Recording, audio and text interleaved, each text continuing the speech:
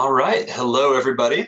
We are just about to get started with our EnCorps 101 webinar. It's great to see people filing in. My name is David Taus. I am the San Francisco Bay Area Program and Recruitment Director for EnCorps, and I will be hosting our webinar today. So let me give people 30 to 60 more seconds just to get situated, get set, and we'll start in about 30 seconds.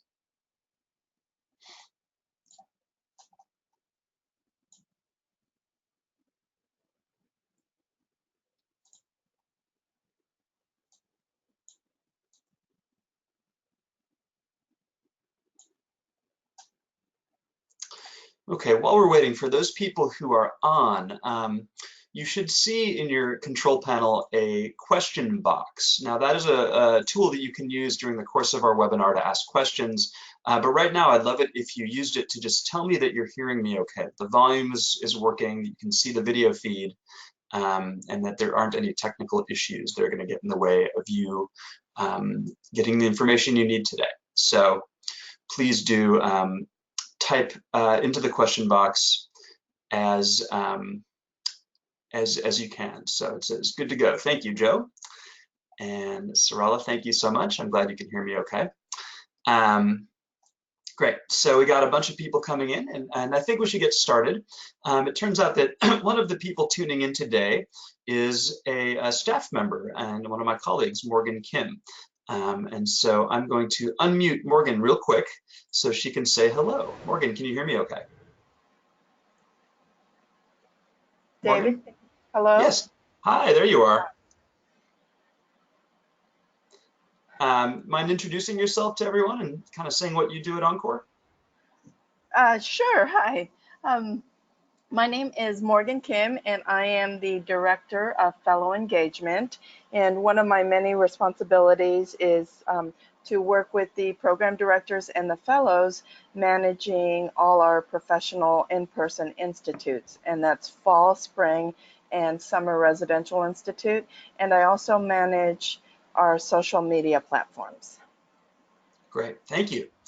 Great to have you here. So just a little bit of housekeeping before we go on. If you want to ask a question, there's two ways you can do that. The first is that you can type your question into the question box that you should see on your screen. And the second is you can raise your virtual hand, and hopefully you see a button to do that. So if I see that you've raised your virtual hand, then I can unmute you and then you can ask a question verbally. So hopefully that will get you more involved in participating. We should spend about 30 to 40 minutes on our webinar today, and I encourage you to ask questions as they come up. All right, let's get started. So we're going to start with some welcome and introductions. We're going to talk then about EnCorps' mission and impact, talk you through a bit about our selection process and our application process, and then tell you a bit about what happens when you're in the fellowship and as you go through the fellowship. And that should cover most of it. So if you, like I said, had any questions, there is time at the end, but please use the question box or raise your virtual hand if you have questions, and we will be happy to answer them. So Morgan has already introduced herself, and you see her photo down here, as well as the rest of our photos. I apologize that we all look like bobbleheads in these photos. We're working on getting new ones, but this is the current program team. And as you can see, we're kind of spread out all over California. A lot of folks down in Southern California. I'm in the Bay Area, and then Roger, my colleague, is in Sacramento. And before we move on, I'd love to hear from you as well. What are you, why are you here, right? What interested you in exploring teaching as a second career? What about STEM is interesting to you, and in which STEM industries are you coming from? So if you could very quickly type into the question box a short response to this prompt. I'd love to kind of know who I'm talking to, so I'm not just talking at my computer screen. So please take about 30 seconds and tell me what's interesting to you about teaching as a new career, and where are you coming from in STEM industry. So please go ahead and do that now.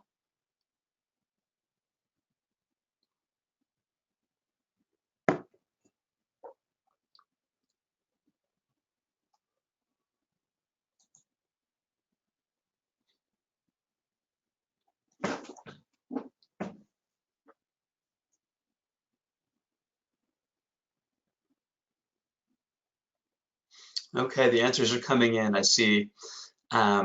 This is a good alternative to retirement. Someone who served in the military and had a good time teaching prior to that and wants to get back into it once they're retired.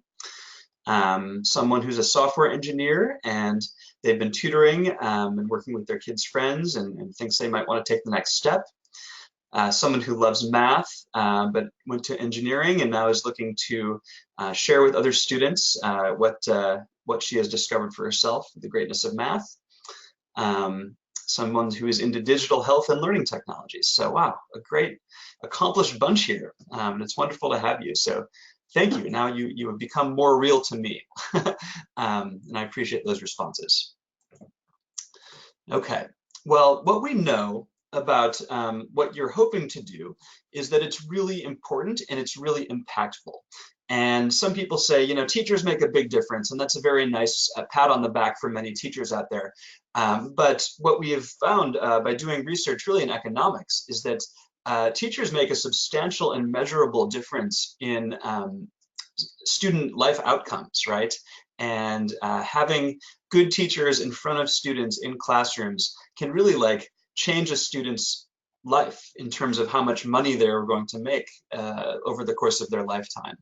And having good teachers in classrooms can overcome social inequities and racial inequities, what we call the achievement gap, which is the gap in between achievement between different racial groups. And we'll see a slide on that in a minute. So this is not just something that you can say makes you feel good. I mean, yes, it does, but there is really empirical evidence to the idea that good teachers make a significant and meaningful difference for students and really for our society. So I do want to lead with that because I think it is important. Okay.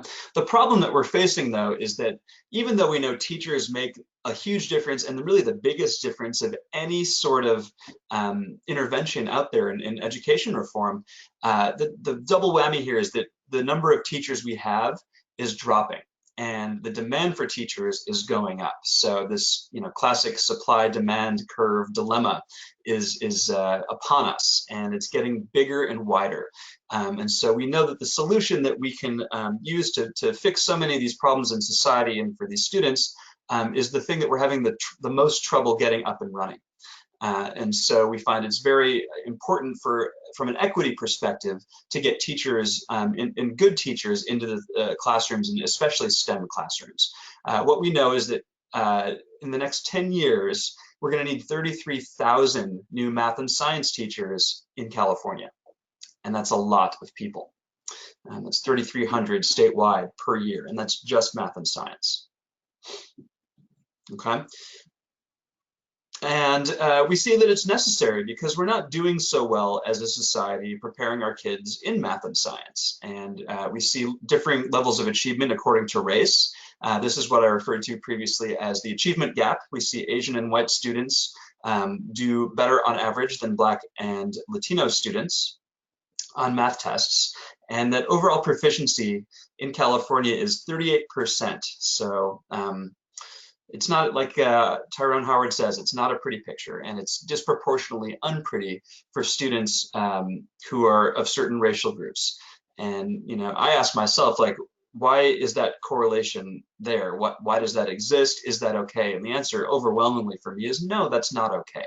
Your race should have nothing to do with how well you do in math class, but we see a correlation, and for me at least, that's motivation to do something about it. I hope that's motivation for you as well. Okay. If we look at international data, we see that the US is lagging far behind other countries in preparing students in math and science. This is science data from an international test called the PISA, and we are well behind a lot of other developed nations in how we test for science. So all these issues of global competitiveness and you know the workforce of the future and things like that really start with how we educate kids in science in middle and high school. So that's kind of a backdrop to how we're operating here. Okay.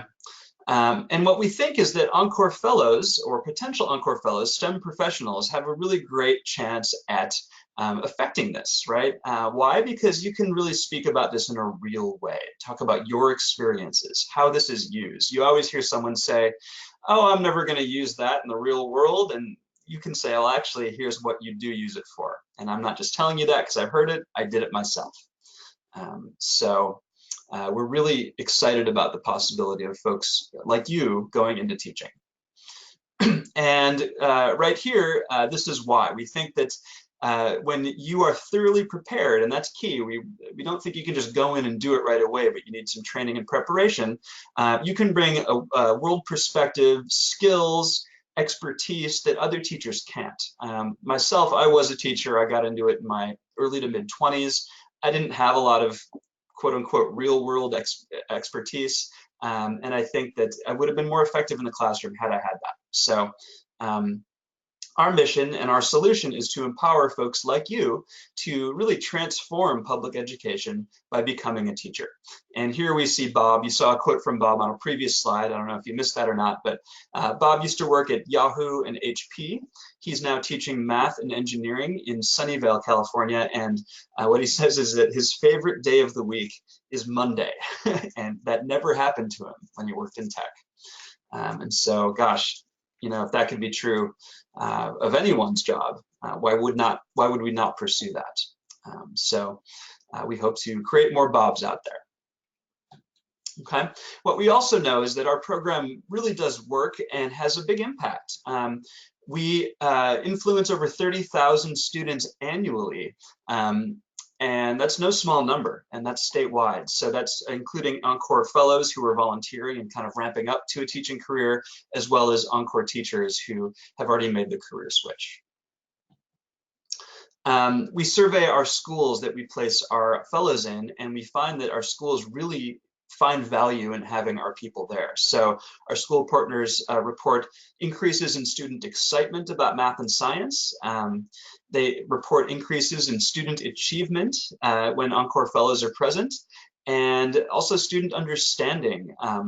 So it's not just the case that this is to make better prepared fellows to become teachers, but the act of having our fellows in classrooms really does bolster the system at large, even before you become a teacher, and we find that to be really powerful. So, and these are very high percentage numbers, so we feel really good about that. And we also see that from there we are having an impact on the STEM teacher crisis, and demographically, the teaching profession has a lot of white and female people that go into it. And what we see here is that, we're almost comprised of half fellows who identify as people of color or minorities. And that is well above the average nationally. More importantly, though, there's a huge problem in the teaching profession that there's a lot of churn, right? People come in and then go out of the profession very quickly, and turnover at the 5-year mark in general in California is about 50%. That number is lower for high needs schools, and that's what we focus on, but we'll call it 50%. And what you see here is that the EnCorps fellows that go through our program and become teachers are still working after 5 years at a much higher percentage or rate than the average. And we feel really good about that. It creates stability in the system. There's actually an economic case to be made for teacher churn being reduced for districts. And this is really how the system benefits and changes. So we do feel very good about these statistics. So how do you get involved in EnCorps? How do you start the process? And actually, I know from looking at the list of participants, some of you have already started this process. The first thing you need is to meet our baseline selection criteria. So you see those on the screen here. You need to currently live in one of our service regions, and they are basically the large urban metropolitan regions in California. We do have plans to expand, but we're working on that. So this is what we serve now: the Bay Area, Sacramento, LA, Orange County, and San Diego. We require that everyone has at least 3 or more years of work or research experience in a STEM industry. And that also includes a bachelor's degree with a GPA of 2.5 or higher. Advanced degrees are very welcome. We have a high percentage of fellows with masters and PhDs, but we set this in place because we know that's what the criteria are for credentialing programs, and we want to make sure you meet that coming in. We also require that you're fully eligible to work in the US, and that means you're a citizen, you are a permanent resident, you have a green card, or you're on a work visa. Now, work visas can be a bit tricky because we can't ourselves sponsor visas. And we know that if you leave your job, you might lose a visa. So hopefully you could, get a student visa in order to remain here. But we do have conversations case by case in those situations. And this is a program for people not already in the education profession. We don't require that you have any teaching experience. We think that people in education already are somewhat beyond our help. So if you already have a single subject teaching credential, that does disqualify you. So keep that in mind. Our process is, I think, pretty straightforward. We have an online application, and you go to encore.org/apply to do that. And when you submit that, that comes to our selection team, and we review it. And if it looks good, we invite you to an in-person interview event. At the in-person interview, we have a bunch of activities. It's a group experience. You get to meet some other candidates, and those happen, I would say, on the average of once a month in each region. If that goes well and we give you an offer, then we ask you to sign a commitment letter, and we do a background check on you, because after all, you'll be working with kids, so we need to do that by law. Then you're off and running as an EnCorps fellow. So it is a selective program. We don't take everyone, and we are choosy. And the current stat that we're working with from last year is that about 35% of applicants were invited to an in-person interview. And I would say at the interview stage, there is some more selection, and half of that is our decision, and half of that really is the candidate's decision. If they realize, this is not the best fit for them at the current moment, sometimes they will select out. Okay, again, reminders, if you have any questions, please raise your virtual hand or type questions into the question box. Okay, so this isn't a program for everyone, and we do acknowledge that. We want to make sure that everyone we bring in really, it's a good mutual fit. So how do we determine that? Well, if you kind of meet these criteria we've laid out in this slide, chances are good that it would be a good fit for you. So you enjoy collaboration with colleagues, you are flexible, you like new challenges, you have a strong work ethic, you're detail-oriented, you're organized, you are really good at project managing, and you have a core kind of deep down belief in the ability of all students to achieve no matter what their background is. These are very important characteristics for teachers to hold. And so if you kind of have these coming in, I think that really sets you up for success. What I'd add to this is that what we really find holds true for successful fellows and teachers is a humility around how hard teaching is, and a willingness to learn a new skill that you're not good at yet. It's sometimes hard to be a beginner, especially if you're years into your career.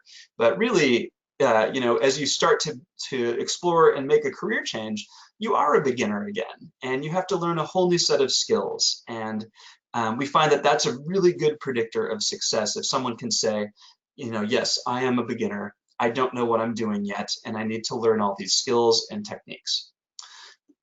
So hopefully you can keep that in mind as you move forward. Once you're in, one of our primary goals is to get you into a credentialing program, and we support two types of credentials. The first is what's called the single subject credential. This is your standard traditional class, right? So you see them on the left-hand side of this slide. It's math, it's biology, it's, if it's not science or math, it's Spanish or history or something like that. These are kind of your traditional high school classes or middle school. We also support what's called a Career and Technical Education Credential, or CTE for short. And what this is a way for high schools, usually only high schools, not middle schools, but high schools to offer training, and really rigorous training in these industry sectors as to prepare students for college or career, whatever they would be wanting to do coming out of high school. And the idea is that there's a lot of rigor in these applied fields. It's a separate credential. It actually kind of came out of what you might remember as vocational ed, but nobody likes talking about it in those terms because vocational ed had a very bad rap. But these are usually organized into high schools that have these industry or career academies that you'd apply to, that are kind of schools within schools. So you would apply to the engineering academy or the business academy or the health careers academy. And then all your elective courses would be in these CTE fields. The trick about these CTE classes is you need someone who has done that with their professional life to teach the class. That's part of the credentialing process. And schools find that difficult to find people. And so EnCorps gets a lot of calls because all EnCorps fellows have at least 3 years of experience in these fields. So much more to say about CTE, but know that this is a separate kind of track or credential. And we do advise and counsel people on which way to go. And yes, if you really are ambitious, you can do both.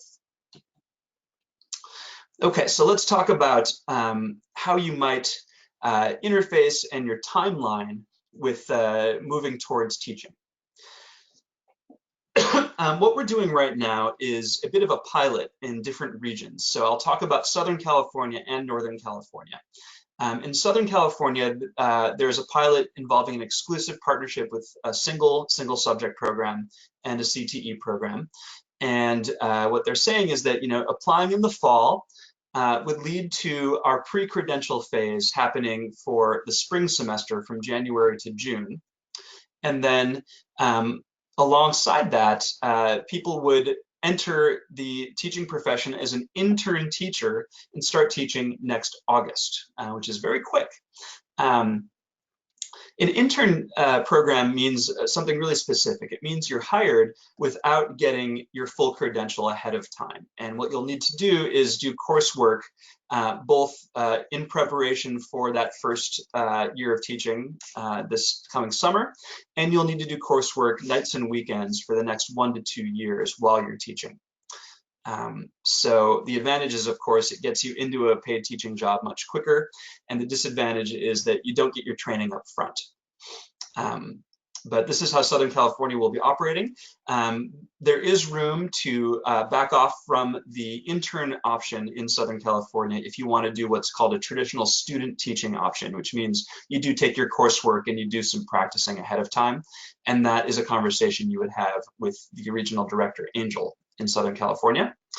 And along the same timeline as that intern program, you could also choose a career in technical ed or CTE credential, do your coursework online, and be teaching by next August as well. So what that looks like in bullet points is this. The program that is exclusively partnered in SoCal is the Alliant University program, which is a largely online School of Education. And there's a deal that gives SoCal EnCorps fellows 25% discounts on tuition for this program, which is extraordinary. So you see all of the steps there that need to be hit. There are tests that need to be taken and passed by certain deadlines. And it's probably true that coming into the situation in the fall, you would need to start working on that stuff right away. Okay. The CTE coursework we do through the Orange County Department of Education, and their program is an online program. It has 3 or 4 starts a year, and the coursework probably lasts about 4 to 5 months and costs a total of $2,500. And at the end of it, you have your piece of paper that says you're ready to go. So that is what the Southern California program looks like. Northern California is similar, and there's some notable differences as well. So I'll point some of that out. So number one, you'll see on this graphic, the middle path right here, what we call the accelerated pathway, is identical to Southern California, right? You can apply in the fall, you do your volunteering in the spring, and then you get into an intern program, and you're the teacher of record, you have a paid teaching job, and you take intern coursework concurrent to your first 2 years of teaching in order to earn your credential. Okay. You can also do that with a CTE credential, and you earn that via Orange County's program the same time this coming spring as you're volunteering. Okay, so that middle track is identical to what you see in Southern California. In Northern California, though, there are some more options, and we also think that there's a benefit to kind of choosing your own adventure in terms of how fast or slow you want to move within reason. And we say that if you wanted after that first semester to volunteer a second semester, you are able to do that in case you need a little bit more time to figure out how to pull this off financially, or to wrap stuff up at your job before you retire, etc. Or give yourself more time to complete the applications and the tests. So you see that on the bottom, the extended pathway. Represents the longer move, right? Where you would volunteer for the spring, and then you would also volunteer for the next entire school year while concurrently filling out applications for your single subject program or doing a CTE credential. And then the top line here is what we call the standard pathway, where you're applying now, you're accepted and start in January. And then between then and now, you are filling out your applications for a year-long program for a credential, a single subject credential. So you would do that for the next year, and that's when you have your student teaching experience and you do your coursework. You would graduate from these programs with a credential and maybe even a master's in education. And then you would, for the next year, August of 2020, be teaching with your full credential, having done your student teaching, getting your training, and not having to do coursework concurrently nights and weekends for your first 2 years of teaching. Okay. And this is a reiteration of just what I said. Maybe it's easier to see this than the graphic. I know that graphic can sometimes be hard to read. But yeah, there are more options to kind of speed up or slow down. And I should say in Southern California, pending a conversation with the director, Angel, it is possible to loop for another year if you need to take another year to finish your applications, or if you both decide that, you're just not ready to jump and you need more time to practice your skill building and kind of get your feet wet. Okay. No questions yet. I guess I'm being very thorough, but please do ask questions if you have any.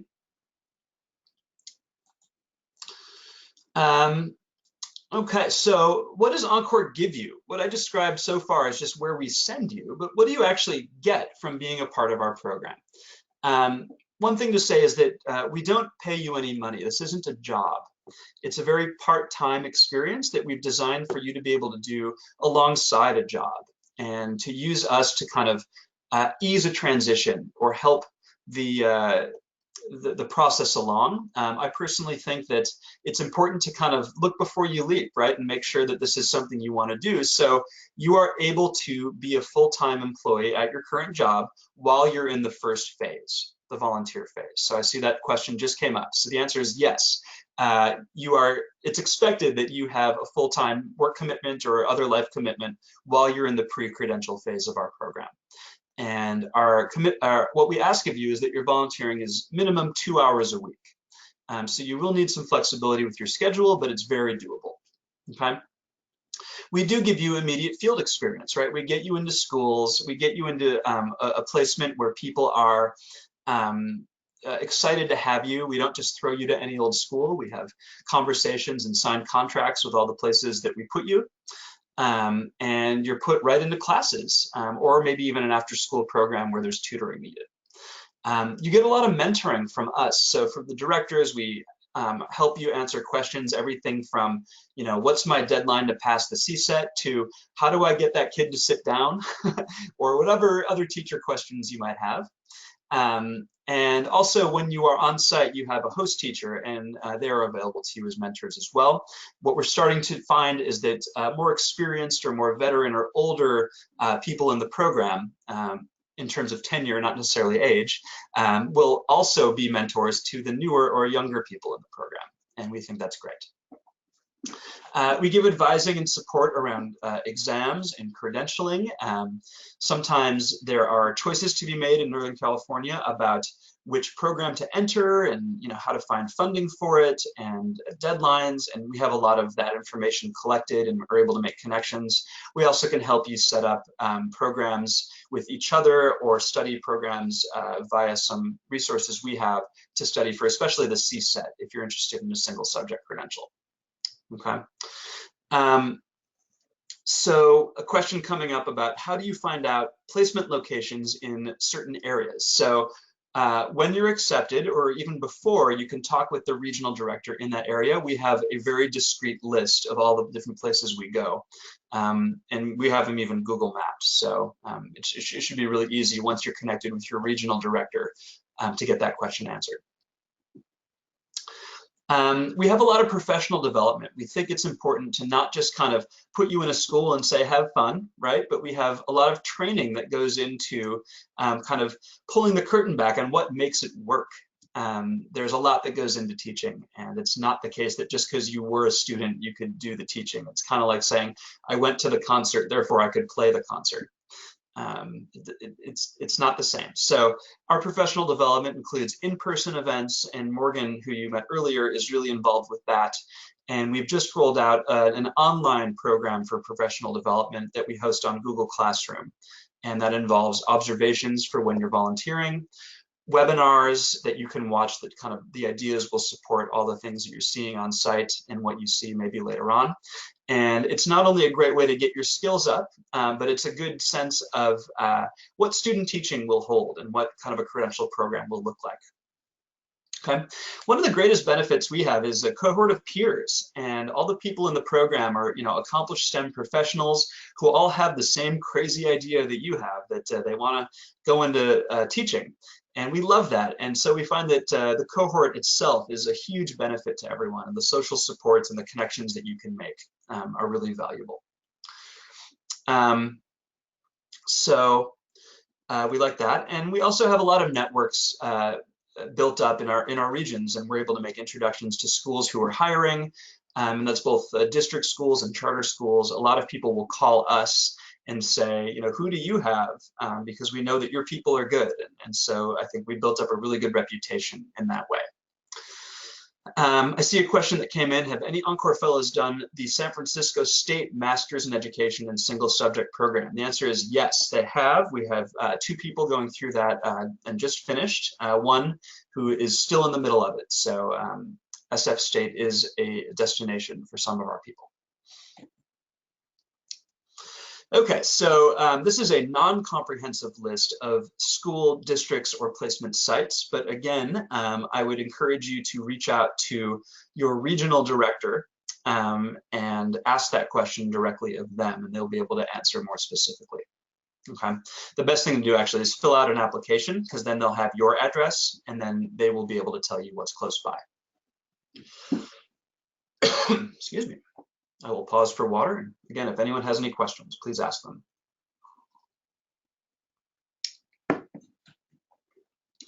Okay, so what is it you are agreeing to when coming into EnCorps?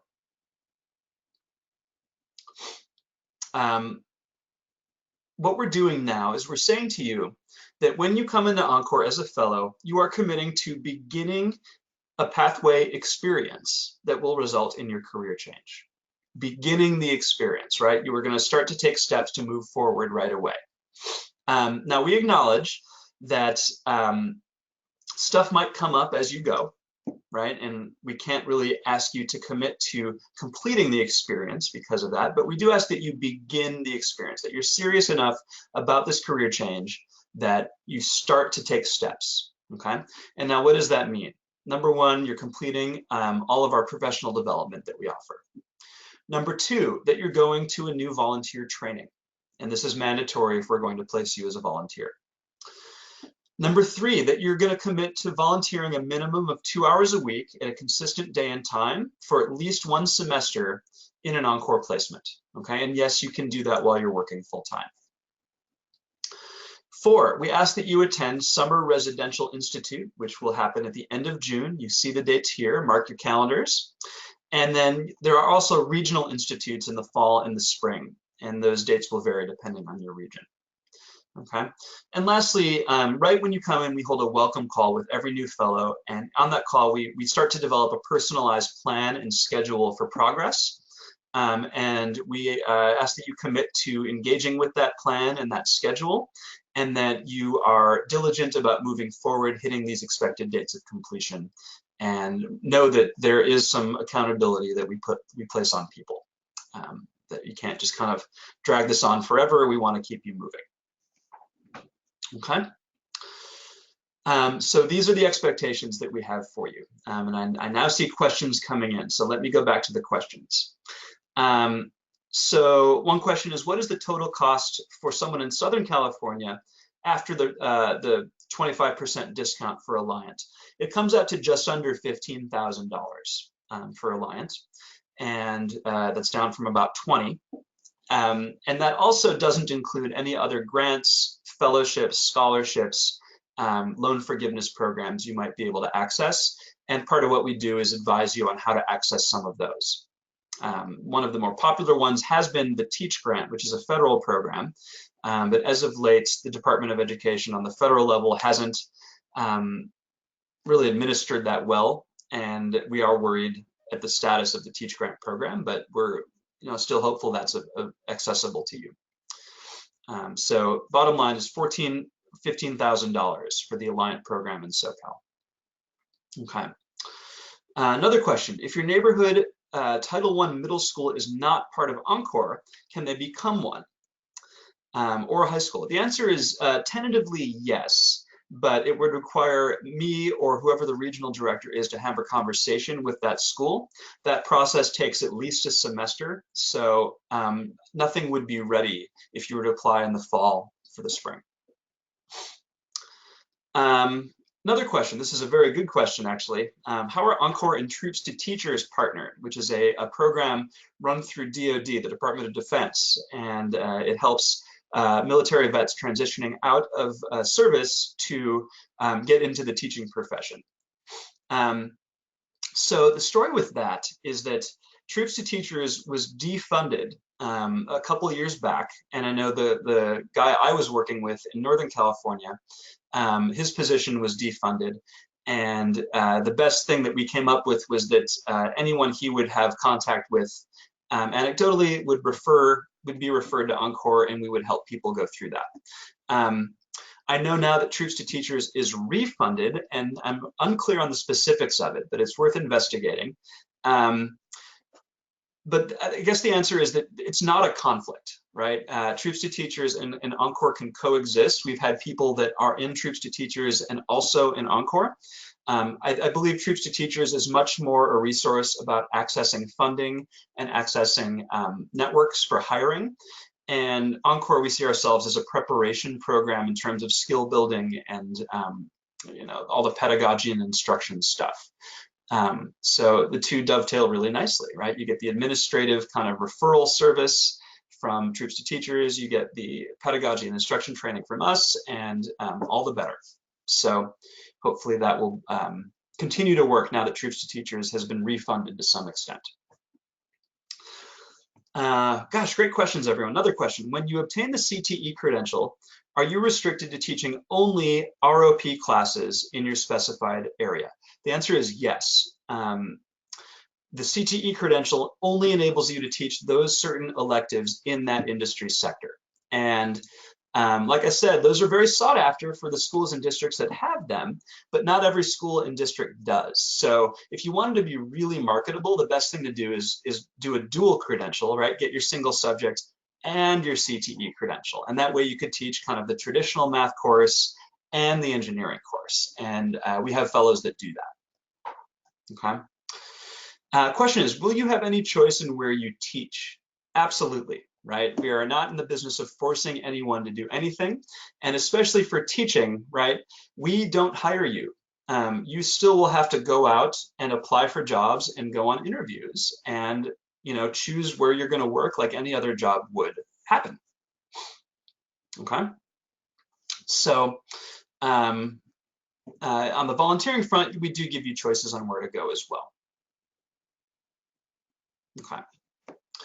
I see another question about troops to teachers. Might be best handled offline. I'm not sure it applies to everyone, but the short answer is that we want to get back involved with troops to teachers, but we know that we can't replace them or shouldn't replace them, and the two would work together, but probably not overlap to the extent that you might hope. Okay. So once you're through all the program, we do expect that, like I was saying, you go and apply for jobs and be hired as a teacher. We are focused on having people be hired in what we call high need schools, and our criteria for that is basically if they receive Title I money, meaning there's a certain percentage of students at the school that receive free and reduced lunch. We are intentional about placing people in schools that have an equity mission or a service towards high needs students. I guess for me at least in the Bay Area, what that means is that we are more worried about the kids in East Palo Alto than Palo Alto, if that makes sense. Or if you're in Los Angeles, I guess it would be South Central Los Angeles, not Beverly Hills. Okay. And we do have an expectation, although it's really not possible for us to enforce strongly with any sort of recourse how long you teach, but we do expect that people come in here and within 2 years start to teach and then teach for at least 3 years in a school that is high needs. We don't want people coming in and doing it for a year and then leaving. That isn't going to help the system. It's not going to help the teacher shortage. Okay, so we want people to come into this saying, yes, I'm making a very intentional decision about my next steps, and this is what I want to be doing long term. Okay, and what we find is that the people who do go through this are really effective, and they're great teachers. And we've received some awards for it. We've gotten some local awards in Silicon Valley in my region. We've gotten some state awards from the Annenberg Foundation, and we've been actually nationally recognized by some national STEM mentoring organizations for the quality of our program. And we feel really good about that. You see here 2 examples of EnCorps fellows who have made the leap, Nancy in Sacramento and Richard in Southern California. They both have gone through our program, have pursued credentials. Nancy actually has both of her credentials, single subject and CTE, and was actually recognized this year as one of the most inspiring teachers at her school. And Richard as well, an outstanding educator in Pasadena. So we're really proud of them and everyone that's gone through our program. And we think that we do have a recipe for success for people who choose to participate. I see a question coming in. Do we have volunteer guest teaching in San Mateo County? Yes, we do. And more will be divulged as you move through the program as to exactly where. So that's all I have today. We really feel like we are having an impact on public education. We are helping people with a really strong intention to do this work, do it successfully. We find that this is a movement, and we hope that you consider joining this movement.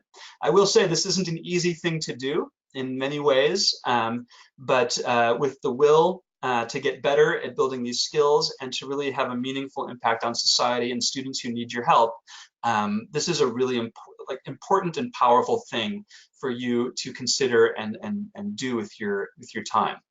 So we really encourage you to be in touch. And if you haven't filled out an application, here's the link, encorps.org/apply.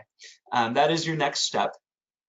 Once you apply and submit, that comes to us and we can be in touch with next steps about coming to an in-person event. Please know that our fall application deadline is September 14th. I know that's a ways off, but we do want people to get stuff in for that. Yes, again, thank you so much for your time. Really great to have you here. And if you have any other questions, please contact us and ask some questions or try to set up a time to talk on the phone.